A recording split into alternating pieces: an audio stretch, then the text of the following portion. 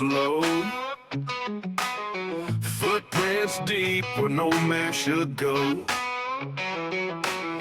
Cold winds howl through hollers and brooks. Whispers of Bigfoot in the way it looks. Myths, monsters, and mullets in the night. Under a pale moon, strange glowing light. Truth's out there like a blade it cuts. Myths, monsters, and mullets run amok.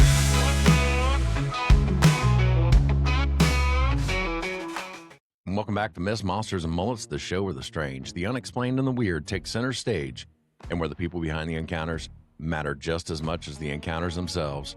We're not just here to talk about what was seen, we're here to understand who saw it, how it changed them, and why it still matters. Before we get started, quick shout out to our supporters over on Patreon. If you'd like to help keep the show independent, ad-free, and unapologetically weird, head on over to our Patreon. You'll find members episodes, early access to all the public episodes, and bonus material you won't see or hear anywhere else. If you've had an encounter or something strange that you've just never been able to explain, I want to hear from you. Email me at mythsandmullets@gmail.com. That's mythsandmullets@gmail.com. Your experience could be featured on a future episode. If you haven't yet, make sure you've hit that subscribe button. Make sure you're following me on all your favorite podcast platforms. Give this episode a like, leave a comment, leave us a review. That'll help us with the algorithm, and that's the best way to grow the show. Make sure you check the descriptions on all my episodes. Down below, you're going to find a list of all my favorite podcasts, from Nevermore Hollows, Drunken Cryptids, Chumming with the Spirits, Ghost Gossip, and so much more. And while you're over there listening to their shows, leave them a comment and tell them John sent you. And with that, let's start the show.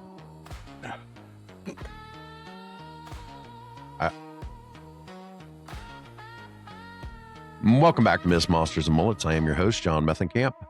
On tonight's show, I'm battling a cold, and we have Jeff Davis back in the house. Jeff, how you doing tonight? All right, I'm battling a cold too. Are you? Well, it's pollen. Oh, yeah. Mine might be COVID. I'm not sure. It's a good thing that we're not sitting in the same room then. No, but maybe you'll get a sexually transmitted disease. I understand diseases travel that way these days. Yeah. So, Jeff, what are we talking about tonight, buddy? Well, it's a continuation.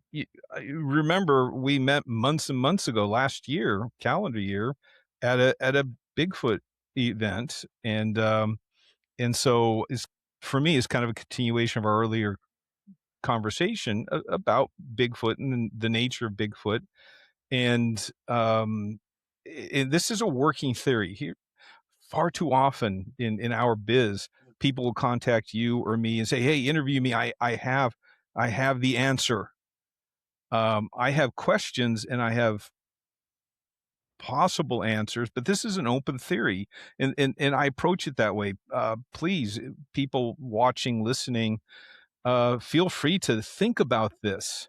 Because I don't have proof. I'm not going to claim I do, but I have historic examples of things, and I've done some scientific research, and really this goes into some very, very common questions or observations about Bigfoot. For instance, how long did Bigfoot live? You can't see my finger, but how long did Bigfoot live? Another part of this is, how come we don't find Bigfoot bodies, graves, bones?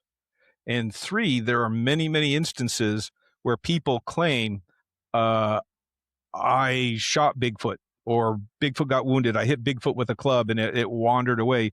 And yet days later, they believe that they've encountered the same Bigfoot all healed up. Mm-hmm.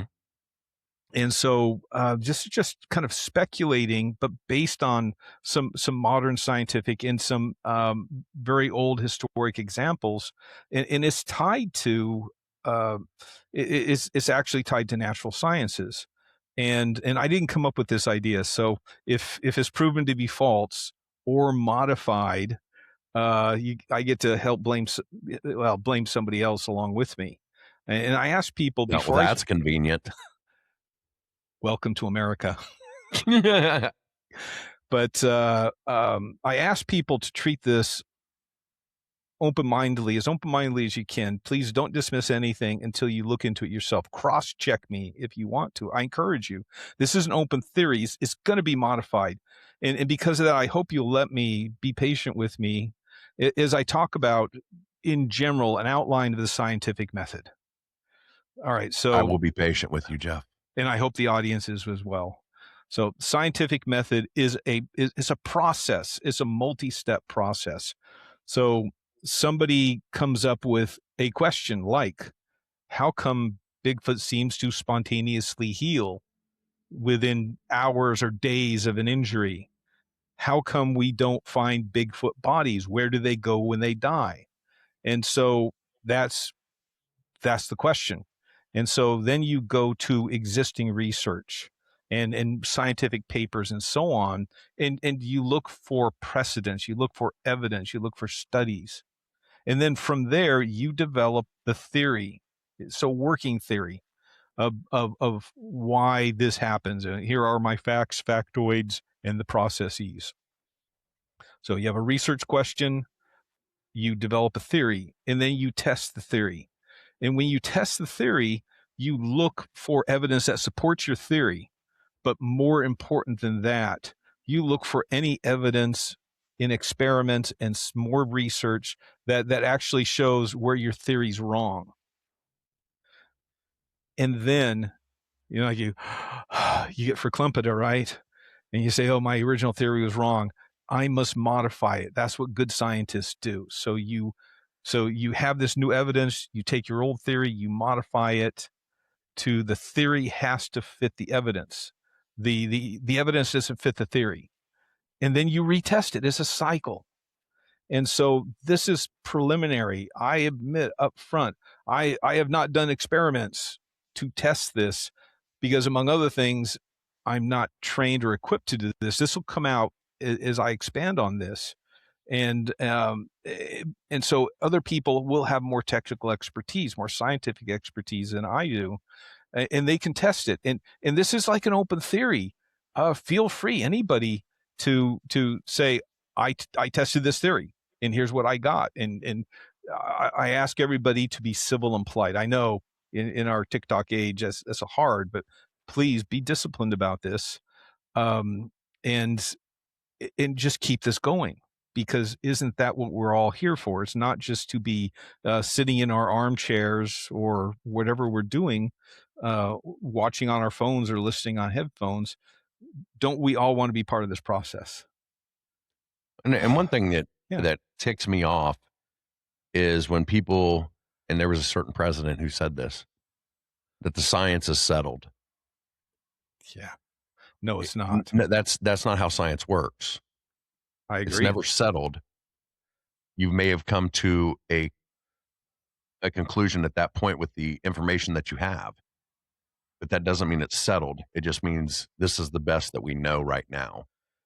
And when people say that first, and then they say, we are going to actively discourage anyone from cross-checking the science, you are just entering censorship. Yes. About anything. So many examples. If people are curious, again, there were two medical doctor researchers whose names were Broad and Wade. And I think it was in the very early 1990s. That's very broad. And they waded across the river too. Yeah. But anyway, they were involved also in medical research grants in and around cancer research. And they started coming across examples of fraud in medical research because millions and millions of dollars are at stake. And so they were appalled, and they were told, hey, we're all scientists. Nobody could fool us because we have the scientific method, dun, dun, dun, which we've never tested. And so they wrote a book called Betrayers of the Truth. It's been updated once, I think, and it's in print. You can get used copies online. It's a paper book for like $6 to $12. And I encourage you to read it because you're going to find interesting people.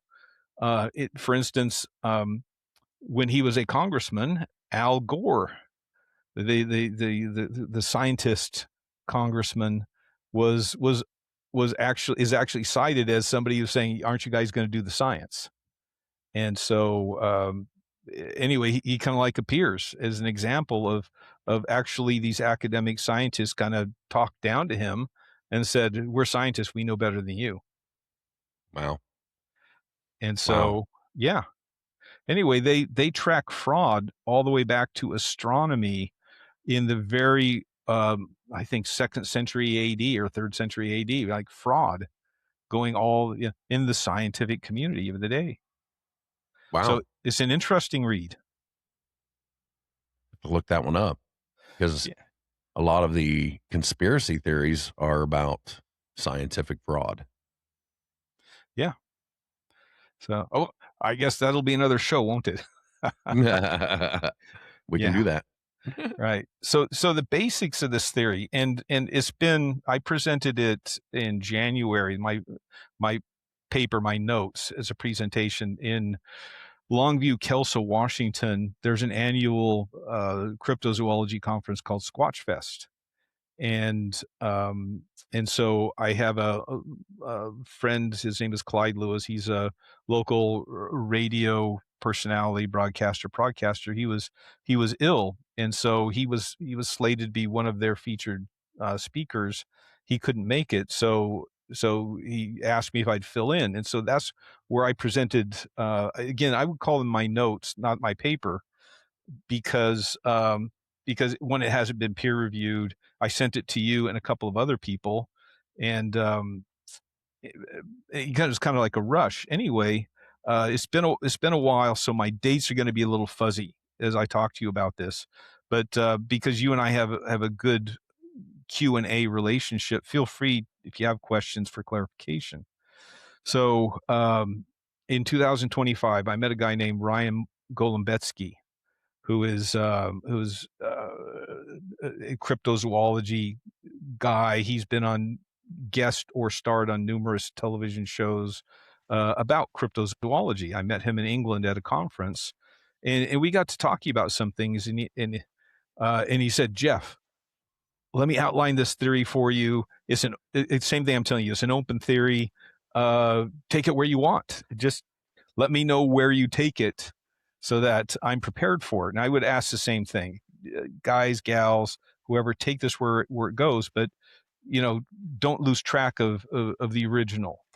And so he talked about a man who's a former Navy SEAL. His name's Daturi, and in the early 2020s, he set the world's record for the longest time, continuous time, underwater pressure. And so he was over 100 days at this. And when he finally came out of this, this was a little, I would call it a bathysphere, a little underwater environment, about 100 square feet. And he had all these media links. And so he would talk to elementary schools or junior high school students. "Hey, welcome from about 33 feet deep and underwater." And his atmospheric mix, I don't know. And I sent emails a couple times asking, "What was your atmospheric mix?" And this plays out into Bigfoot in atmosphere. I haven't got a response, but I'm sure I could find out if I dug harder. But when he came up after setting this world record, he found through medical, because they were doing medical experiments on him too. He actually has a PhD in high pressure kind of medicine, like doctors who specialize in treating the bends, which is a condition when you get too much nitrogen in your bloodstream. And so that's what his degree is in. So he's doing blood testing, all kinds of other stuff. And when he came up, he found, among other things, that the number of free stem cells flowing through his bloodstream had gone up significantly. He found that his blood pressure was lower, and the telomeres in his individual cells had actually lengthened. Well, his blood pressure was probably lower because he was away from his wife for so long. I thought that too. I hope my wife doesn't hear this, because then my blood pressure is going to go up. I don't have a wife, so I can still whisper and agree with you. But the telomeres, a lot of people have heard the word telomeres. In essence, the human cell has little rods they call telomeres, and again, I am not a scientist trying to explain science. Please forgive me, folks, but telomeres, whenever all your cells go from one cell and they divide into two, among other things, when they're splitting the DNA to create two identical cells, the telomeres, these little rods that are the basis of it, they get smaller and smaller and smaller. So the telomeres in the human cell of a baby are significantly longer than the telomeres of that same individual when they're 70 years old. His telomeres got longer. And so there are pictures of him coming up out of the water, and as a former Navy SEAL diver, he's in really good shape. And so there are all these pictures of this really healthy guy who was, I think again, forgive me if I'm fuzzy on dates, but I think his calendar age is like 60-ish, and he clocked his physical age when he went underwater as being in his like 50s, and based on the metabolic information they got when he came up, his metabolic age was in his 40s. Wow. So pardon the pun, on the surface, this experience underwater with all the water pressure and the atmosphere in his little lab was equal to the outside pressure. So there was a bubble of air that basically all you had to do was swim, and there was a hole in this diving bell that he was living in, so that the air pressure was equal to the water pressure. And so the other phrase is hyperbaric chamber. And that's what it finally came to me. That's what his PhD is in, is hyperbaric medicine. As a former SEAL deep water diver, it's kind of natural that he would want to help other service members. So this is the initial results were reported in a scientific manner, and they were backed up with scientific data. So unless challenged, remember, scientific method, you have this information, you then start working to add this to the developing theory, and then you test it later. So Ryan Golombesky's theory was that, okay, so this guy is under 30 or so feet of water, and the air pressure was, I think, 1.7 atmospheres. So what if Bigfoot, when they are injured or sick or dying, or even if they're dead, the other Bigfoot will take them deep into these cave networks, like in the Pacific Northwest, or think about other places where there are a lot of Bigfoot sightings. Yeah. A lot of them near cave networks, aren't they? Lava tube networks. I've seen a map where they've taken the cavern networks and overlaid it with Bigfoot, and UFO encounters, and it lines up pretty close. Yeah. And so and his belief is there are, in some places, not everywhere, there are these very deep caverns where air pressure itself, the higher up you go, of course, air pressure gets less and less. Nice catching the cough. And so, his theory, great thing about mute, man. And so that falls into his theory, is that you just have to go really, really deep down. And you know what? I saw you nodding your head like, yeah, you get it. So the one atmosphere is at sea level. Mm-hmm. That's the air pressure at sea level. As you go up, it becomes like point whatever. Yeah, 0.9 And as you go atmospheres. down, Yeah. it'd be 1 point something, because it's the gravity pulling on the air causes the Well, pressure to go up. all of the other air pushing down, as Right. well as gravity pulling it. And so, again, looking at it, where might this be? And so looking for examples, real world examples. And I am gonna shift over to my notes, because this is something I don't want to mess up. Yeah, Jeff, don't mess it up.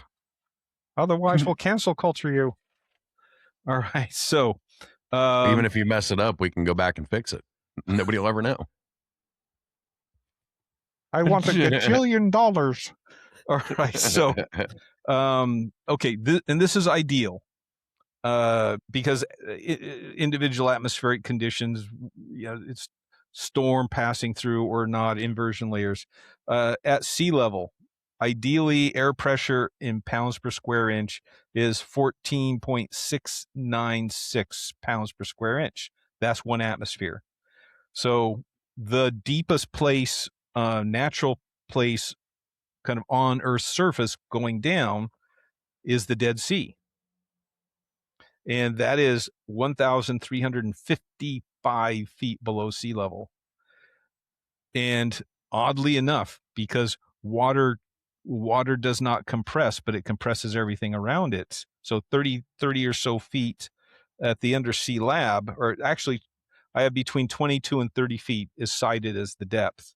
So at 1.355 feet below sea level, atmospheric pressure is only 15.45 pounds per square inch, or 1.05 atmospheres. Which is counterintuitive. Yeah, which is counterintuitive. So there is a man-made, deeper spot, man-made, and it's a place called the Kidd Mine, which is in Canada. The bottom of this mine shaft is 8,973 feet below sea level. Holy cow! Yeah, and there the pressure is 20.37 pounds per square inch. That's an estimate arrived at through some calculations. I don't know that it's still an active mine. I don't know that anybody's actually gone down there with a barometer to cross-check this, but theoretically, that's what the atmosphere is, which is 1.386 atmospheres. Holy cow! And for you math nerds, that's almost 30% more. Yeah. However, getting back to it, now that I'm looking at my notes, it's the Jules Undersea, JULES, Jules Undersea Lab. The atmospheric pressure that they are citing is about 1.75 atmospheres, and that's what it is at under 25 feet of water. So, in 1.75, at least as far as Deturi is concerned, that was his depth, and that's where he noticed the change.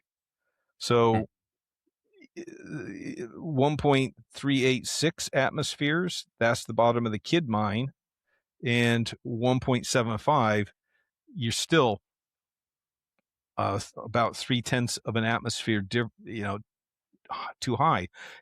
And so getting back to natural cave networks, I bet you somewhere in the world there are a couple places where the natural cave network does go down that far, or you're in the Kimberley mine in South Africa, but it seemed to me to be less likely that it was just atmospheric pressure. And so I started looking at atmospheric mix and or individual kind of individual characteristics of caves.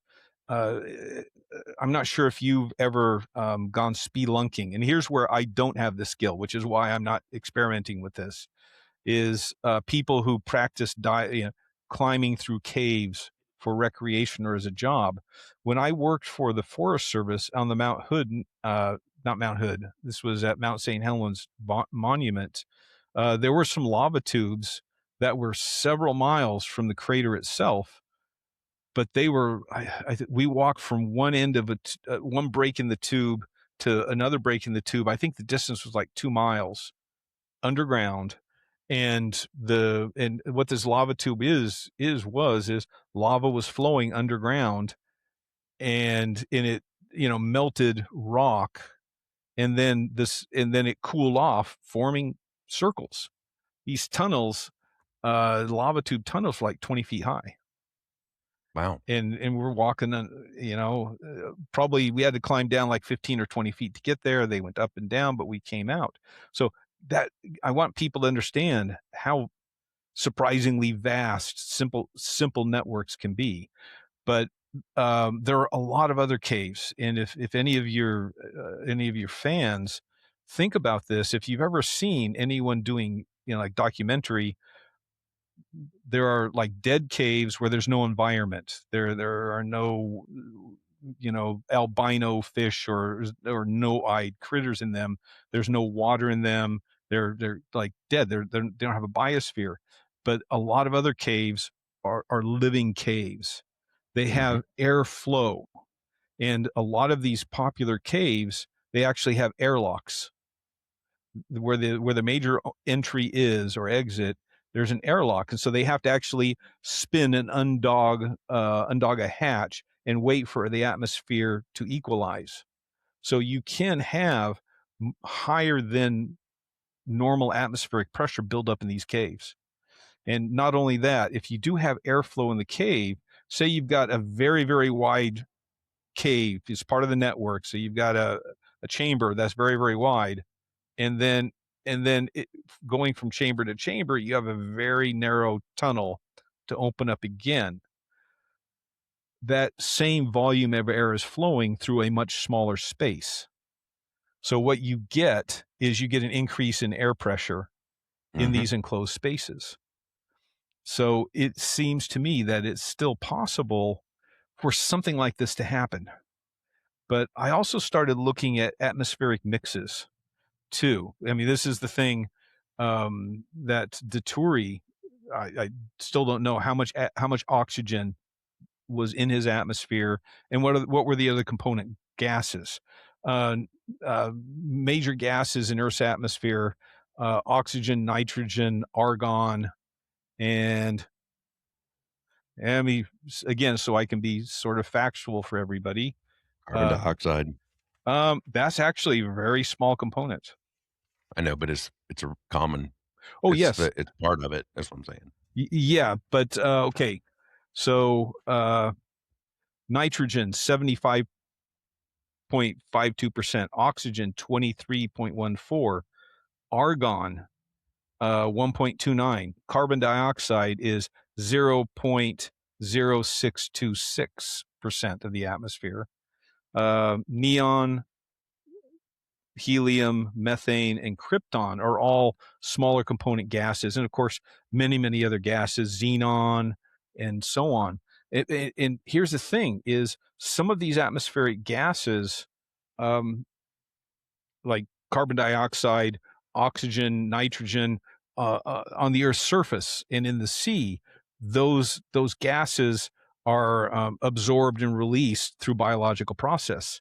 But you have these other gases like argon, which is the third highest concentrated gas, again at 1.29%. Argon and helium, neon, and so on, even methane, get released through underground action, either volcanism or fault line slippage and friction. Can release some of these gases that are trapped underground, or they are actually not just trapped underground in pockets, but they are part of the components of various minerals that get released under heat or pressure. So I started looking at historic examples of, our ancestors are smarter than people give them credit for. So what kind of beneficial, or let's face it, dangerous gases can get released through cave networks? And so I came across several different examples from history, as a matter of fact.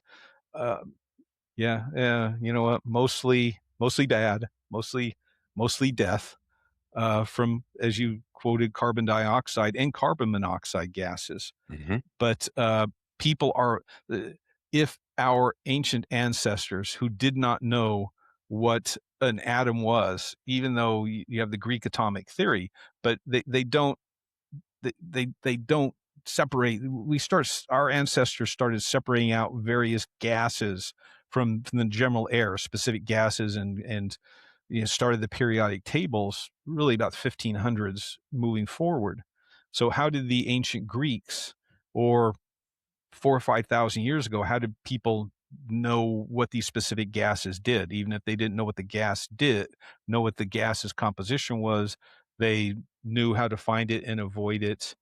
Think about our our cave people ancestors, right? So you go camping in a cave first and foremost, probably because, well, unless there's something hibernating in the back of you, you you go into the cave for shelter, defensiveness. It for another human or a cave bear to come from the outside in at you, you're protected from that. You also have a steady environment. So if it's raining outside, it's going to be dry inside, and you might have cold and snow outside. You build a fire on the inside. You stay a little warmer. So, and we know from cave paintings that people sometimes went really deep into these cave networks. There are Lescau Cave and other places where they think that there were perhaps puberty rites, where like hunting scenes and hunting magic way back in the cave. What if there were some gases present that had kind of a narcotic effect? Oh, you mean like, in ancient Greek, and uh, what was the seers or whatever Yeah, up on Mount Olympus or whatever, that they yeah, basically took these women up there and they were breathing in noxious fumes and hallucinating. yeah. Well, and that's exactly the Oracle at Delphi. Oracle, that's the word I was looking for. Yeah. So, absolutely right. And so that's like one of these perhaps positive experiences from gases released deep underground to above ground settings or in cave settings. And so, for, I guess, background, at least now at least 800 BC, when they're writing down the Iliad and the Odyssey, which are stories about the fall of Troy and the return of Ulysses, which may date back 1800 BC as a spoken tradition. Various characters in these stories go visit the Oracle at Delphi. As you said, so woman who, the god Apollo, is the god of prophecy, but for the most part, Apollo picked women to be vessels for prophecy. So, according to this tradition, the temple of Apollo at Delphi was a stone structure, and there was like an inner sanctum, a very small room where there were cracks in the earth, and they built a tripod, which is a three-legged stool, which is a tripod is sacred to Apollo, right over the top of that crack in the earth. And they had like a chair there, and they sat her there, and she would breathe in the sweet smelling fumes coming up from below.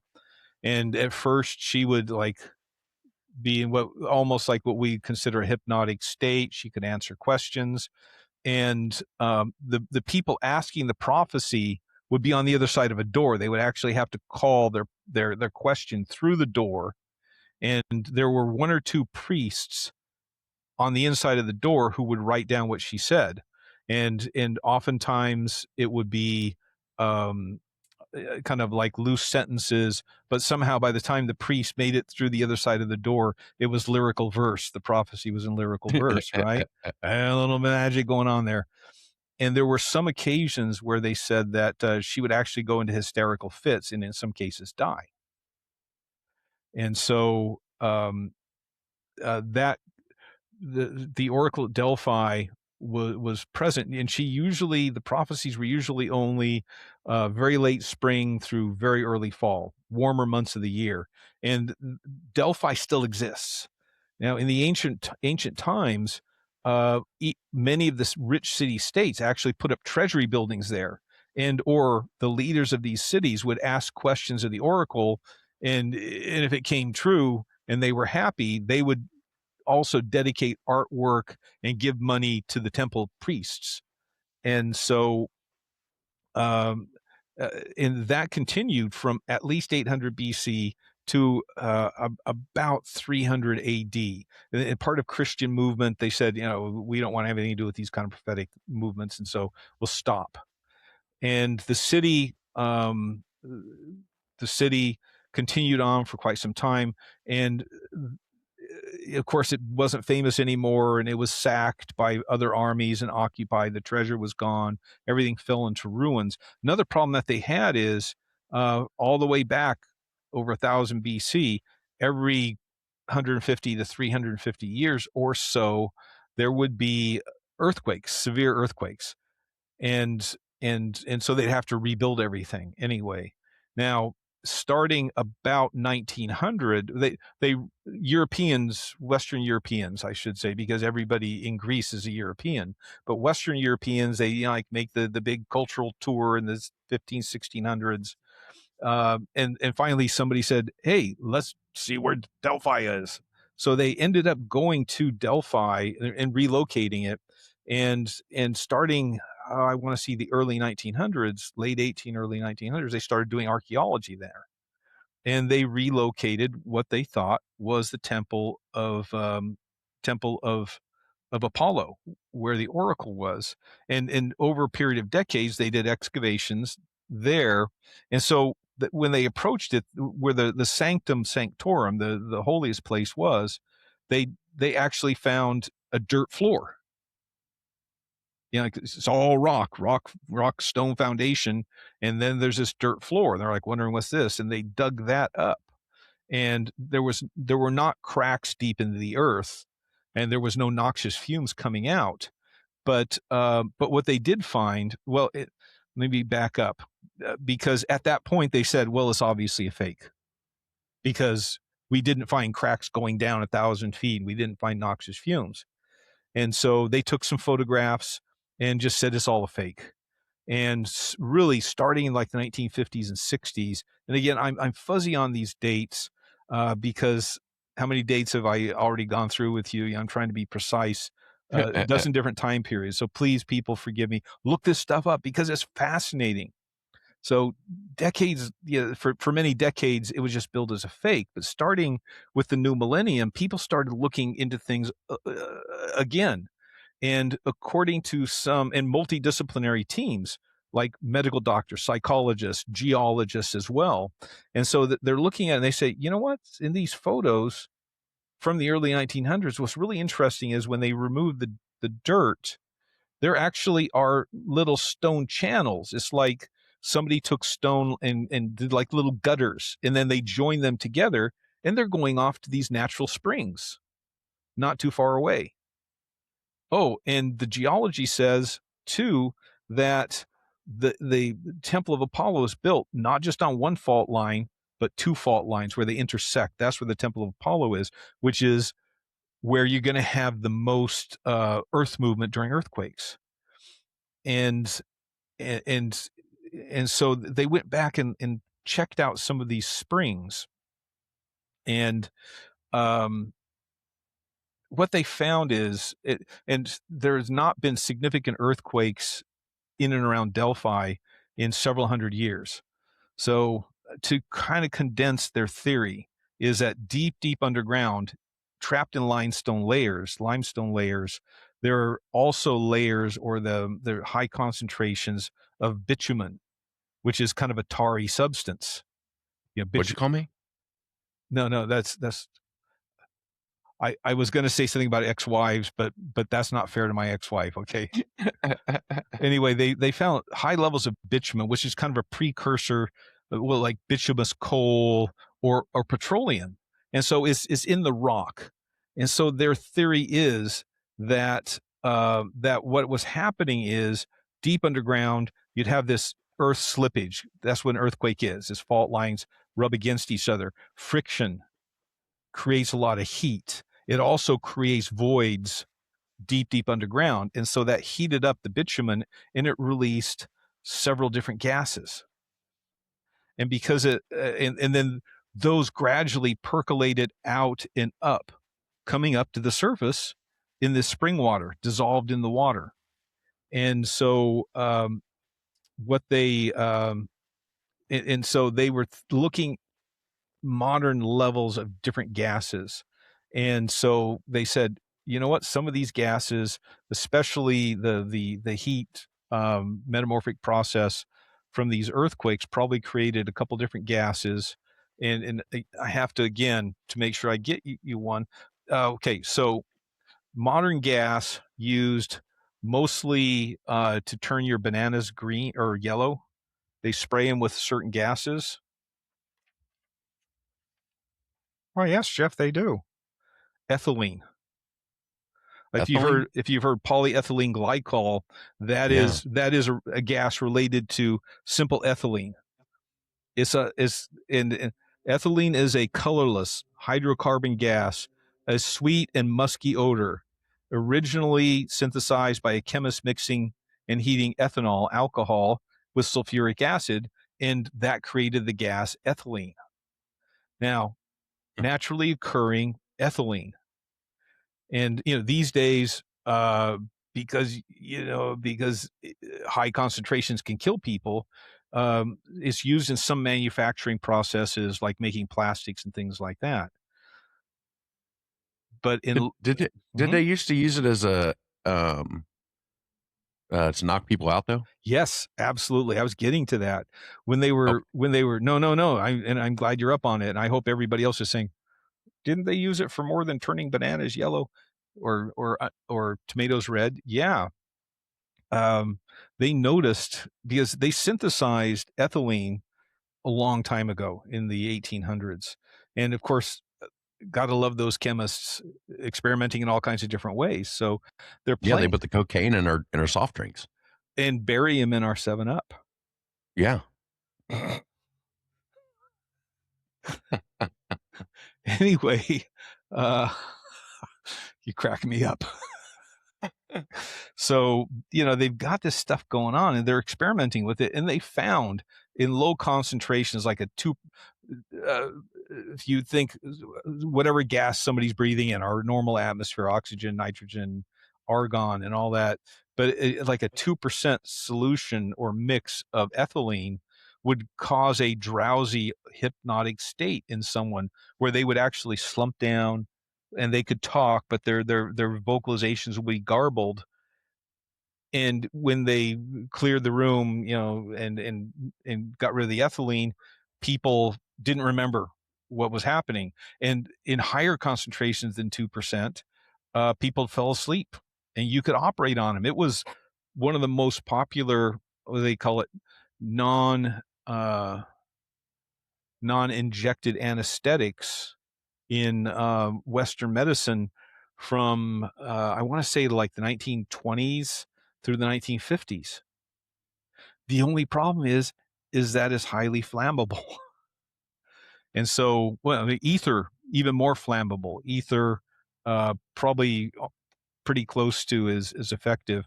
And I'm sorry, the sun's, let me. That's what I was getting. That's what I was laughing at. Yeah. So anyway, it got replaced by other gases for sure. But,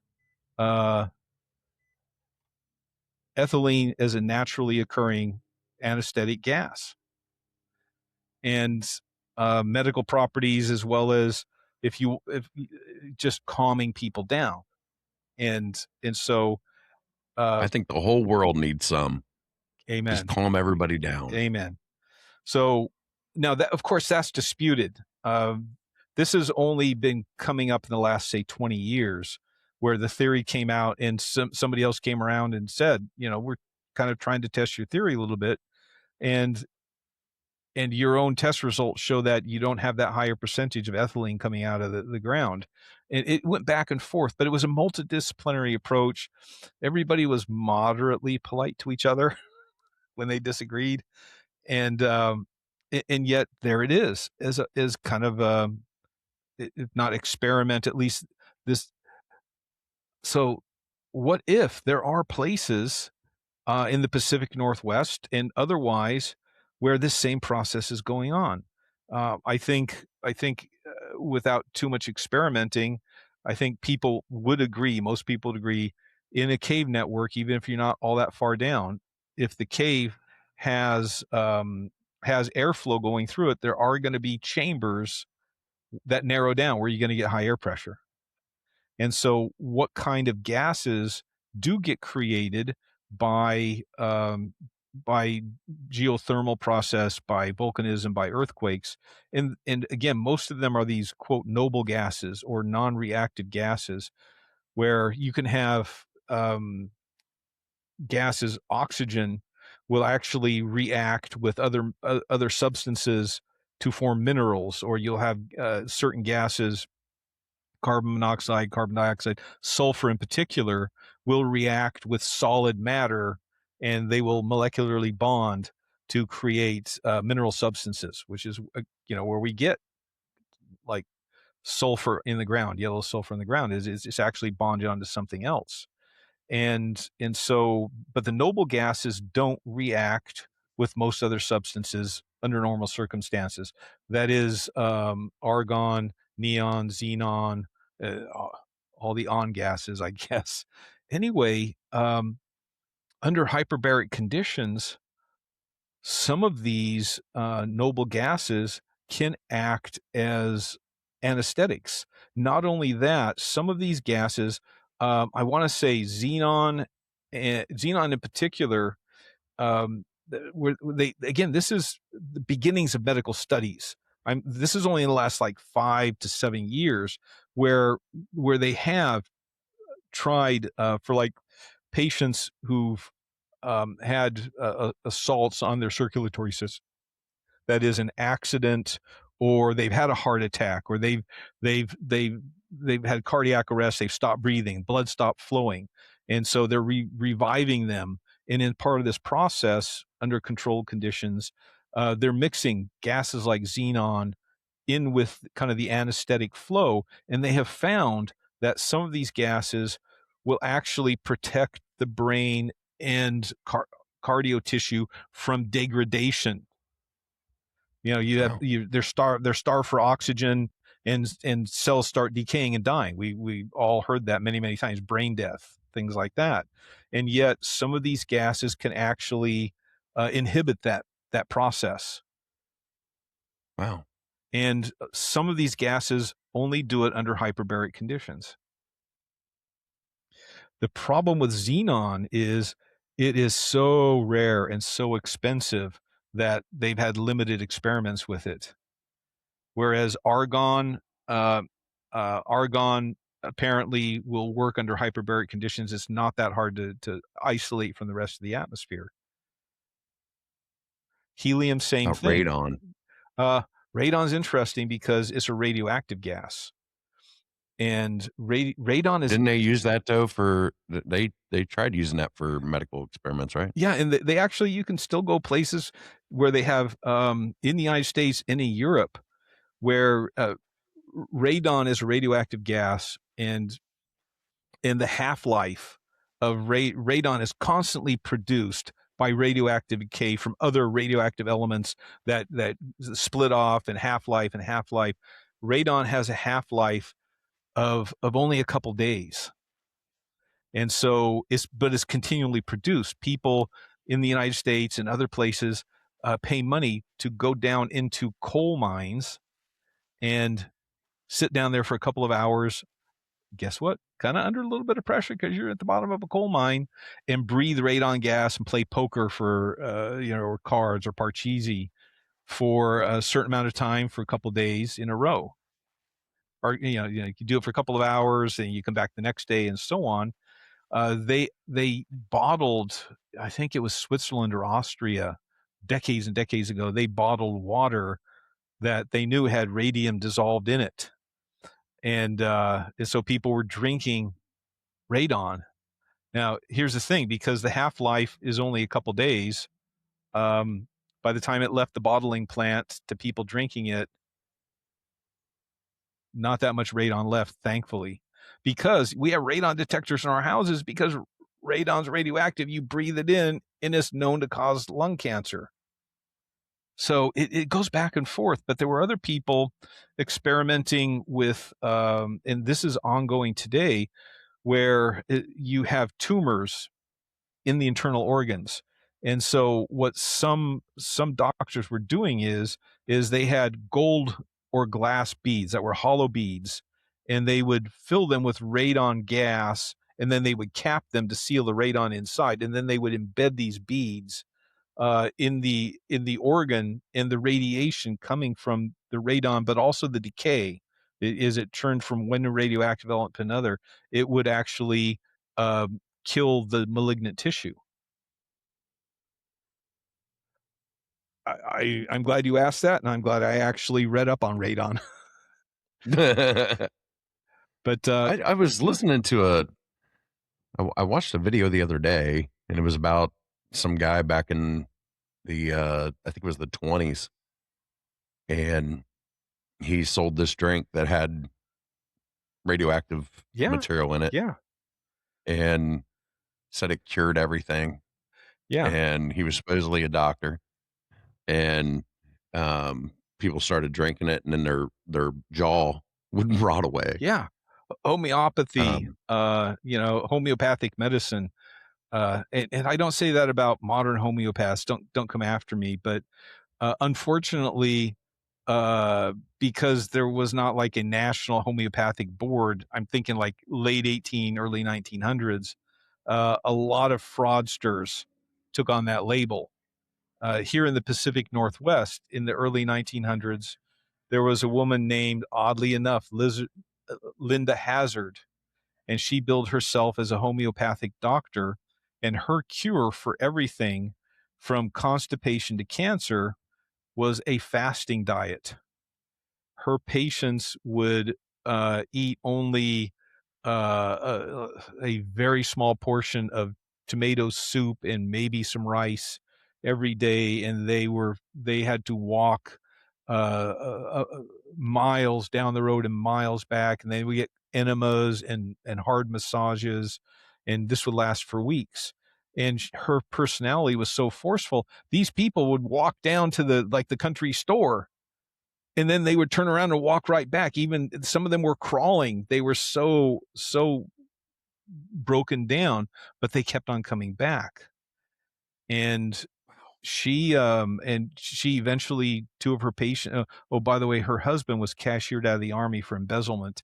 And it just so happened that many of her rich patients, when they died, left her their money.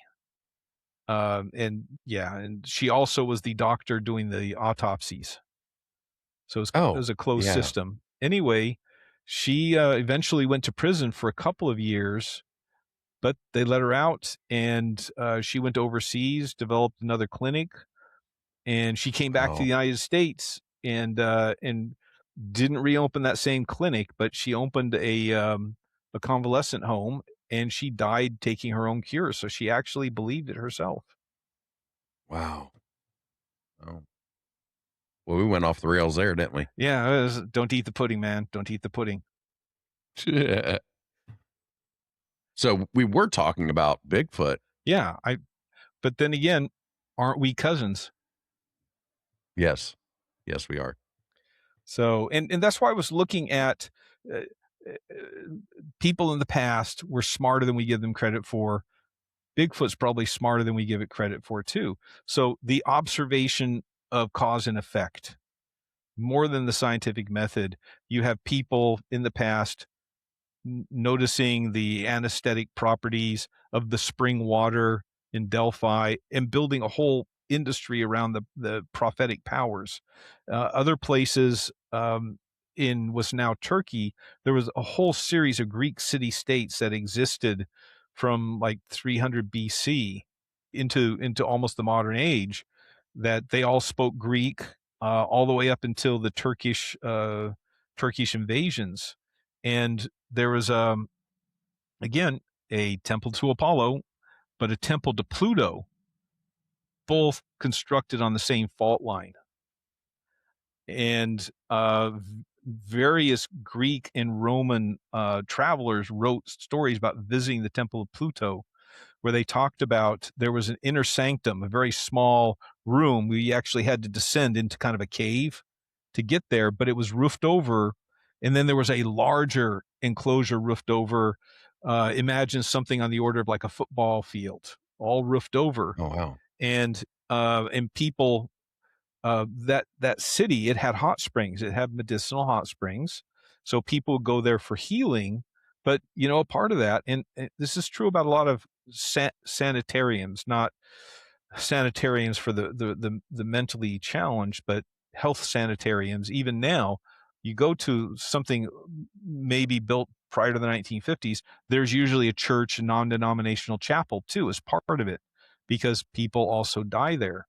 So this city had large mausoleums, and prominent people were buried there. And as part of that journey from I'm sick to I'm not getting better, from the hot springs to I'm probably dying, people would go to the temple of Pluto to make offerings to the god of the underworld.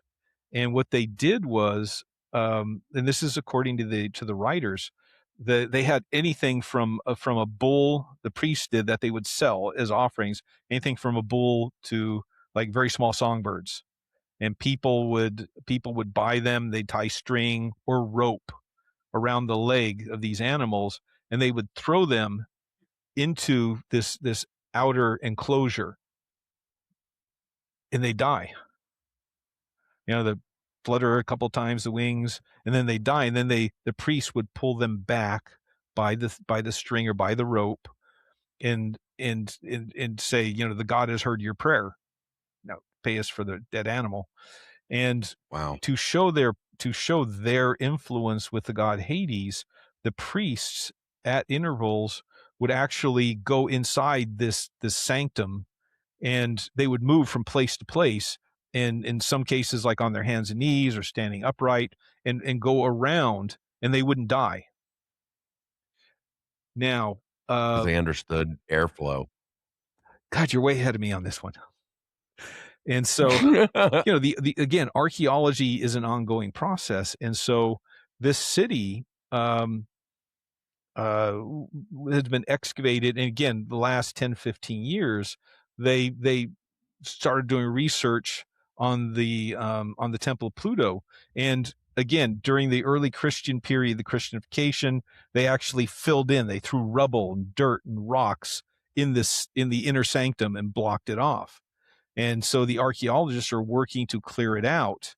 And one of the things they found was that there was still active flow coming out of there. It was like warm air. And so they noticed shortly after opening this space up that some birds flew in because the air currents were warm. They flew in and they all died. But the thought is, you're correct, that the priest had kind of like mapped out where there was good air and where there wasn't, and worked their way around. But Wow. it's real phenomena, isn't it? They were smarter than they looked. If I They said were smarter than the people that they took advantage of. Or smarter than the average bear. I don't know that they sacrificed those, but I'm sure they would have if somebody had the money. And again, along that same fault line, so this is an earthquake fault line, which also accounts for the hot springs. The Temple of Apollo was adjacent to this. And again, you have these gases coming up, and there's a lot of sulfur, a lot of calcium coming out. The area nowadays is famous because where the hot springs are very high in calcium, so are these white cliffs, like white waterfalls, that were much smaller but still present 2,000 years ago. And so if you give me a second, I will look up the name for people to reference. You can look all this stuff up. I encourage everybody. don't just read the first source, because oftentimes in these kind of these are disputed matters. Is really easy to find one source, read it, and say, well, I believe that one, that's the first source. Yeah. Purposely look for other people with contradictory opinions and make your own judgment, he says, after making his own judgment. So Hierapolis, that was pretty simple. Not too far from the modern city of Pamukkale in Turkey are the remains of the ancient city of Hierapolis, which began as a small collection of huts around a natural hot springs about 3,200 years ago. And so on and so forth. And it wasn't just the Romans and Greeks who founded these temples. The priests of the Temple of Pluto, that priesthood originally began as members of the cult of the Sibylline. And so those were from Anatolia, probably further east and from what's now Iraq, Iran, or the north of the Dark Sea, coming into the Turkish peninsula. And the Greeks and Romans were kind of adversarial to the Sibylline, because as part of the ritual to become a priest, you had to be castrated. Yeah, I'm not becoming a priest there. Me either. Holy cow. But the priesthood, the area converted to Greek and Roman polytheism, and the priests still maintained their rituals, but they were the caretakers of the Temple of Pluto, which is kind of an odd contradiction, I think. Okay. You're back. I don't know if you can hear. You kind of froze up for a second. Okay. I don't know if you could hear the sound behind me, but there are two Porsches racing. They better bring them back washed. Nah, the pollen's out. It wouldn't work. It just stick. It would just stick. So anyway, there are other examples, and I'm not going to go into detail. I know we're getting short on time, but and this is just untested theory that perhaps if you've ever heard of the term hermaphrodite, which is a person, these days, and I don't mean to offend anybody, the LGBTQ community, where people are born naturally with male and female organs. So that is based on an ancient Greek myth where the son of the goddess Aphrodite, the goddess of love, was Hermaphroditus. I can't pronounce it right, I'm sure. Anyway, a water nymph fell in love with him, and she hugged him. She grabbed him and hugged him and said, "I love you so much. I never want to be parted from you." And the gods, being the gods, granted her wish. And so they were forever joined together as one being with both sets of organs. And there's a theory, again, not been tested, that might have been due in part in historic periods. By this, I mean the Roman and Greek period, to certain substances in the waters, in the natural springs of a city there in the Turkish peninsula, where the men of this city in ancient times had a reputation for being kind of effeminate, physically effeminate, having feminine characteristics. And so there's this theory that it might be part of a natural process. It's not been tested. I don't advocate one way or the other. It's just kind of an intriguing to think about. What natural processes have we forgotten about, or that we not considering? Right. You eat enough red meat, you must be a lot more testosterone, right? I don't know. I need to have my testosterone levels checked. I eat a lot of red meat. I'm having a ribeye soon, so yeah. Yeah, I don't know. Is that one of those tests that you can pee on a stick? What kind of a stick? I don't know. It's modern medicine, man. They can do anything, right? What's the rating on your show? Try to keep it PG-13. Cut that part out. No, the document I sent you, the notes I sent you, outlines these people's theory. Again, it hasn't been tested, but if nothing else, doesn't hurt to speculate, because Right. new process, new inventions did not come about from people doing the same old thing. It came about because somebody had an idea, they had a dream, they had a question, and they followed the facts where they led. Right. Right. So to kind of sum it up, Yeah. the theory is kind of that Bigfoot could be going into these caves where the uh, bariatric or Yeah. yeah, Bariatric pressure. barometric, Yeah. that's the word I was looking for, is higher, Mm-hmm. mixed with these noble gases or whatever Mm-hmm. to increase healing. Yes. And anesthetic and pain killing and preserve organs. And you get that even now. Again, some people consider this hyperbaric medicine. Some people consider this fraud, but you can buy a home hyperbaric chamber yourself. Really? Yeah. They are like inflatable, and they seal, you like get in them and lay down, and they have pressure pump systems, and they have oxygen concentrators. I saw one again. I found a link for one on eBay. The cheapest being about $6,000. But So you have two of them, right? what I was going to do is I was actually going to get some spray sealant and go over my bedroom and install gaskets and sleep 8 hours a night. Flex seal. Yeah, If they can make a boat, it can make a bariatric chamber. yeah, absolutely. Why not? Sure, why not? And but there are spas. Go ahead, go online, hyperbaric chamber healing, and there are places that are charging. Is it one of the biggest ripoffs that I encountered through my wife was I'm getting a massage and it's $150 an hour. Oh, that's nice, dear. And it's a hot rock massage. So the last half hour they put hot rocks on my back. They're still charging you for an hour-long massage. They don't even have to rub you for a half an hour. They just have to put $150. So you can go to spas and pay $150, $250 an hour for hyperbaric healing. But it works depending on the pressure in the atmospheric gases. This gets back to most of these hyperbaric chambers are only rated for like 1.35, 1.4 atmospheres.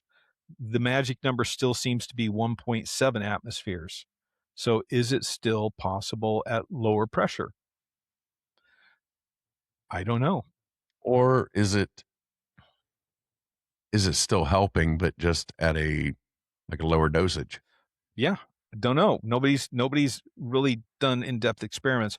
Now, I will say this though, there's a lot of dead bodies at the top of Mount Everest. Well, that's the anti-hyperbaric, isn't it? Right. So yeah. Now, somebody attended my talk, and I got good feedback, and by good feedback, I don't mean everybody agreed with me, which that doesn't happen. But that ain't gonna happen. No, but people came back, and one guy, they have comments about, oh, that's interesting. What about this? Or one guy came back and said, he's also a veteran, and he said, I saw Deturi's, coming out and the information and all that. So I started looking into it, and I agree that what you're saying is what he said, but what they found is about 60 days out, his blood pressure, his stem cells, they went back to normal levels. And the answer to that, the proposed answer to that is that the human body wants to be efficient.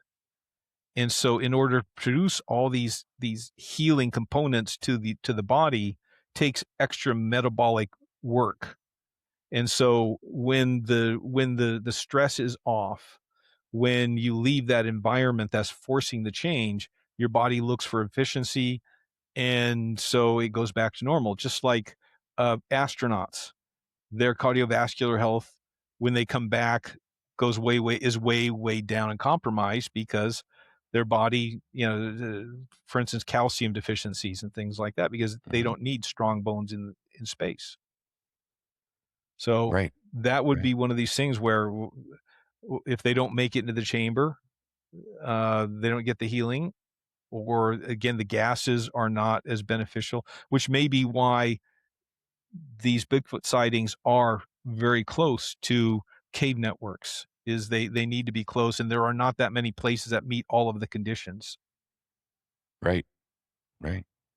So you want to go caving? Well, heck yeah. Maybe I'll feel better. Maybe we'll get rid of my cold. Yeah, just maybe bring a tank of argon down there with you, or spend $8,000 buying your own hyperbaric chamber at home. I can get both of those on Amazon. Well, the ones on eBay were used. I admit this. Yeah. Yeah. I'm sure I can find plans online to build my own. Mm-hmm. Get that. Duct Again, tape. Duct tape will fix anything. That's the handyman's friend. Right. Just like Red Green said. Can't find you handsome, at least she'll find you handy. I am a man, but I can change if I have to, I guess.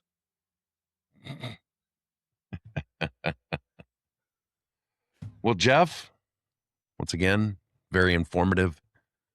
Always a lot of fun to have you on the show. Why don't you tell everybody where they can find you? Sure. I have a podcast on the Ground Zero Plus network here in the Pacific Northwest. It's under the auspices of a gentleman named Clyde Lewis. My website is, yes, I am shameless. It is one word, jeffdavisghostguy.com. I do ghost walks here in the Pacific Northwest. I do personal appearances, and I will talk to just about anybody about anything related to the paranormal. And that's been very obvious with your, I think this is number 4 or 5 times you've been on the show. And I was telling that to a friend, and she said, wow, oh my God, somebody listened to you that long? See, those are good. But we have a very good rapport, though. Yeah. You know, we have this back and forth, and yeah, but our humor is very, very similar. So yeah, makes it easy. Yeah. Are you ever going to find yourself back out here in the Pacific Northwest anytime soon? I hope so. I very, very much hope so. Yeah. I may be going to Salem, Massachusetts sometime in September. That's, I know that's not where you are, but it's You're going to fly over top of me, man. yeah. Like, hey, John. Now, this is going to come out after this, but June 6th, the Arkansas Cryptid Fest. That's right. That's And right. Todd Neese will be there. Yeah, I actually forwarded and posted and pasted poster there on that. I wish I could go. Are you talking about Todd's thing, or are you talking about the Arkansas Cryptid Fest? Arkansas Cryptid Fest, yeah. Okay. He asked me to forward it, so I did. Okay. Yeah, because Todd's got a thing called J3 at the Gap or something like that. Yeah, I think I posted that one too. Yeah. Yeah. There are a couple of cryptozoology conferences here in the Northwest. Some of them are new. And this, and it's interesting to me that some of them, really good people putting them on, really interesting, but it's like it uses up their effort.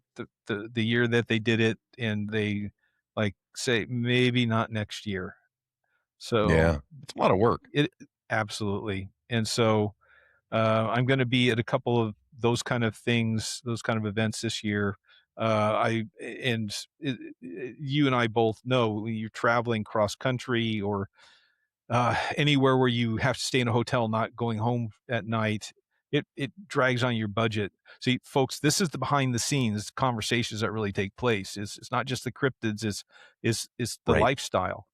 And so some of these newer events I actually do for free or almost for free, because I really want to support people in what they're doing, which is getting the word out, even if none of us agree 100%. Wait a minute, you do those shows for free, but you're making me pay you to come on my show. But it's a joke, people. I don't pay anybody to come on my show. No, we pay him to be allowed on. I should start charging admission to see the mullet. Well, you know what? If you read Betrayers of the Truth, they talk about scientific journals where some people will get together and publish a scientific journal and pay for it to be printed with a print run of 100 copies just so they can pad their resumes. Wow. Yeah. And you're published. See, that's why they have PhDs and you and I don't. It's because they're smarter than us. That's right. They know fraud right. That's right.